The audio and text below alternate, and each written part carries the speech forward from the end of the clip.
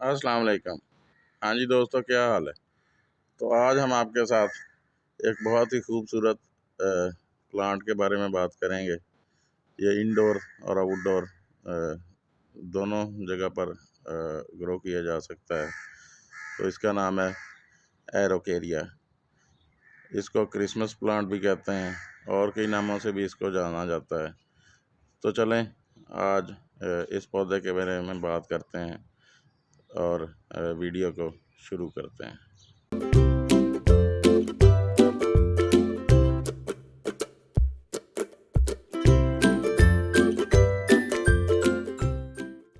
हाँ जी, तो ये क्रिसमस प्लांट है। इसका असल नाम एरोकेरिया है। इसको कुछ और नामों से भी जाना जाता है, जिसमें इसे मोंकी पजल ट्री भी कहते हैं, नॉर्फॉलिक पाइन भी कहते हैं। तो ये दिखने में बहुत खूबसूरत नज़र आता है।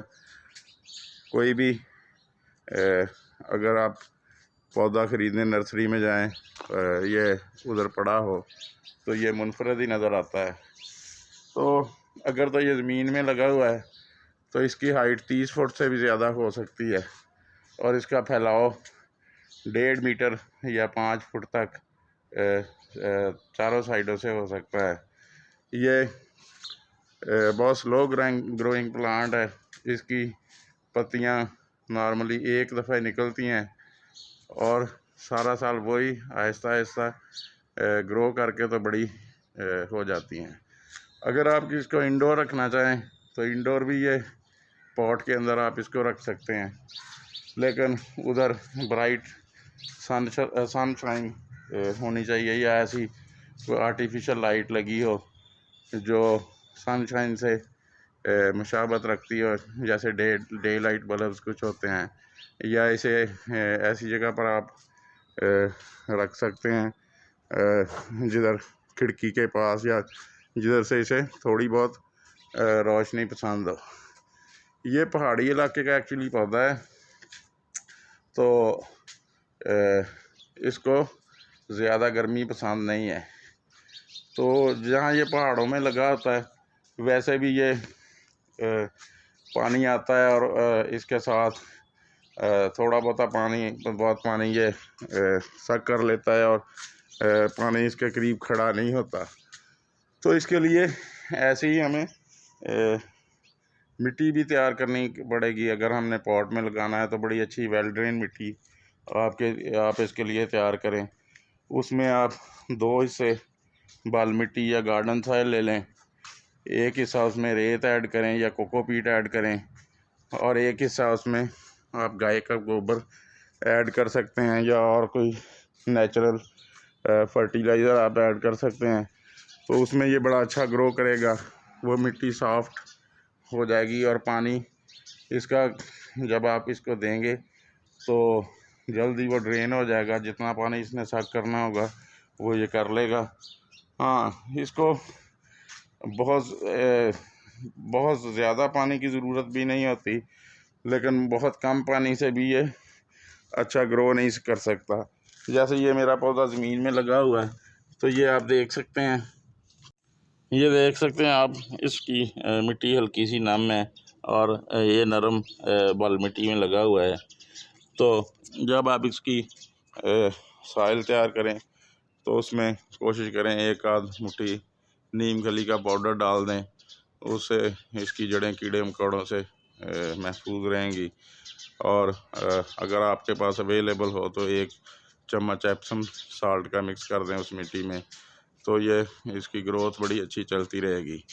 हाँ, अगर आपने इसको ज़मीन में लगाना है तो इसको घर की ईस्टर्न साइड पर लगाएं, जिधर से सूरज निकलता है, ताकि इसको सुबह की 3-4 घंटे की लाइट मिले और ये बड़ा अच्छा ग्रो उधर करता रहेगा।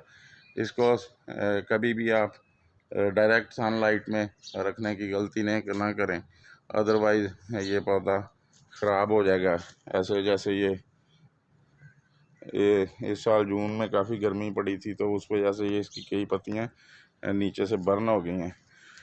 तो ये हो गई इसकी मिट्टी की बात, और पानी की बात भी इसकी हो गई। तो अब एक और इसकी इंटरेस्टिंग बात है, ये अगर मैं आपको दिखा सकूं, ये इसकी अब 2, 4 और 6 पत्तियों में ये आ गया है।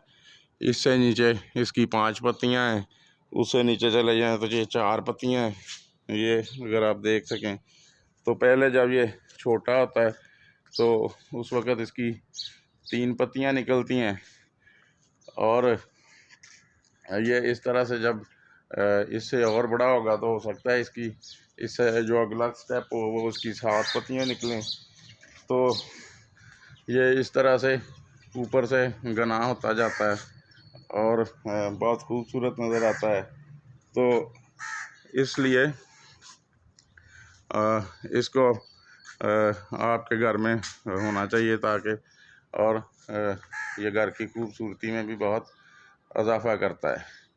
तो इसकी फर्टिलाइज़र की बात कर लें तो ये बहुत स्लो ग्रोइंग प्लांट है, इसको बहुत ज़्यादा फर्टिलाइज़र की ज़रूरत नहीं होती।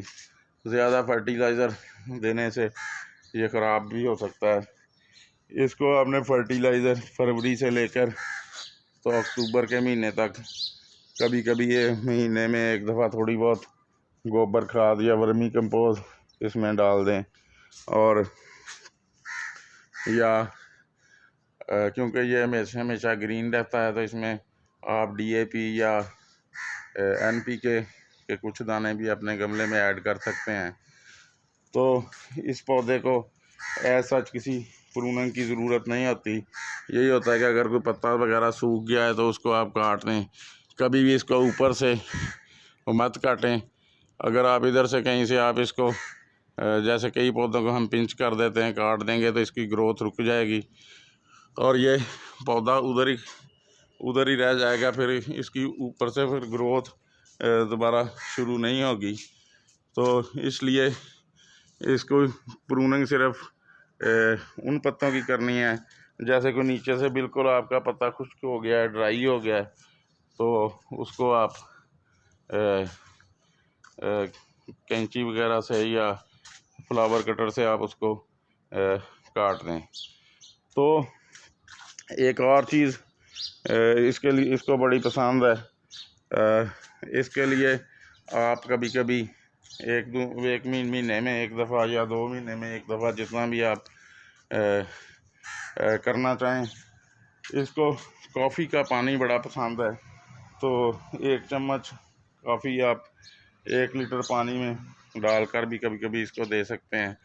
वो इसमें मैग्नीशियम और पोटाशियम की कमी को पूरी कर देती है और ये बड़ा अच्छा चलता रहता है। तो अब बात कर लेते हैं इसकी रीपॉटिंग की। तो इसको बार बार रीपॉटिंग की ज़रूरत नहीं पड़ती, और ना इसको बार बार रीपॉट करना चाहिए, क्योंकि इसकी जड़ें बहुत ज़्यादा नहीं होती। तो एक दफ़ा ये डिस्टर्ब हो जाए तो ये अपनी ग्रोथ रोक देता है। अगर जैसे मैंने आपको शुरू में कहा कि 1.5 से 2 फुट का आपका पौधा है, उसको 12 इंच के पॉट में लगाएं तो 5 साल तक इसे नए पॉट की ज़रूरत नहीं पड़ती। 5-6 साल के बाद जब इसको रीपॉट करना पड़े तो इसके लिए 16 इंच का गमला आप ले लें, फिर 2-3-4 साल ये उधर निकाल लेगा। हाँ, आपको पता कैसे चलेगा कि ये इसको रीपॉटिंग की ज़रूरत है? तो आपने अक्सर देखा होगा कि पॉट के नीचे एक होल होता है, तो अगर इसकी जड़ें उस होल से बाहर आना शुरू हो जाएं तो उस वक़्त आप समझ लें कि इसको रीपॉटिंग की ज़रूरत है। तो उस वक़्त इसकी रीपॉटिंग करें और इसके लिए थोड़ा नया गमला सेलेक्ट करें। बाकी यही है इसकी, और इसकी कोई ख़ास मेंटेनेंस नहीं है। तो आप भी एक एरोकेरिया का पौधा अपने घर में लाजमी लगाएं। ये हमें ऑक्सीजन देने के साथ साथ घर की खूबसूरती में भी बहुत इजाफ़ा करता है।